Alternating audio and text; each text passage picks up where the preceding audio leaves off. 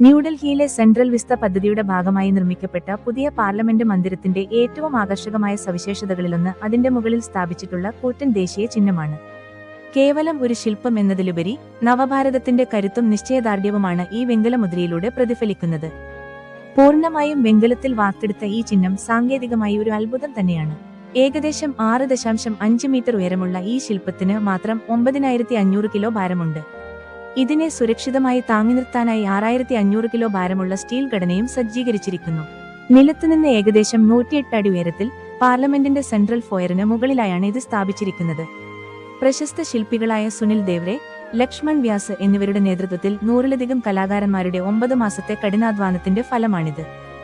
കളിമണ്ണിൽ മാതൃകയുണ്ടാക്കി clay modelling, പിന്നീട് അത് വെങ്കലത്തിലേക്ക് മാറ്റുന്ന ലോസ്റ്റ് വാക്സ് എന്ന പുരാതന വിദ്യയാണ് ഇതിനായി ഉപയോഗിച്ചത്. 150 ഭാഗങ്ങളായി നിർമ്മിച്ച് മുകളിലെത്തിച്ച ശേഷമാണ് ഇവ കൂട്ടിയിണക്കിയത്.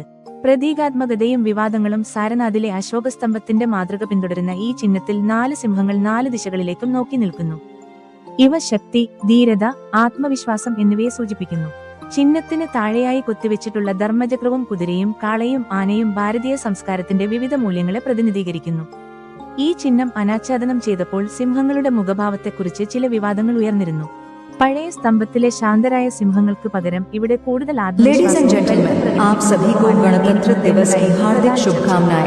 എന്നാൽ വലിയൊരു കെട്ടിടത്തിന് മുകളിൽ ദൂരക്കാഴ്ചയിൽ വ്യക്തത ലഭിക്കുന്നതിനായി വരുത്തിയ മാറ്റമാണിതെന്ന് ശില്പികൾ വിശദീകരിക്കുന്നു.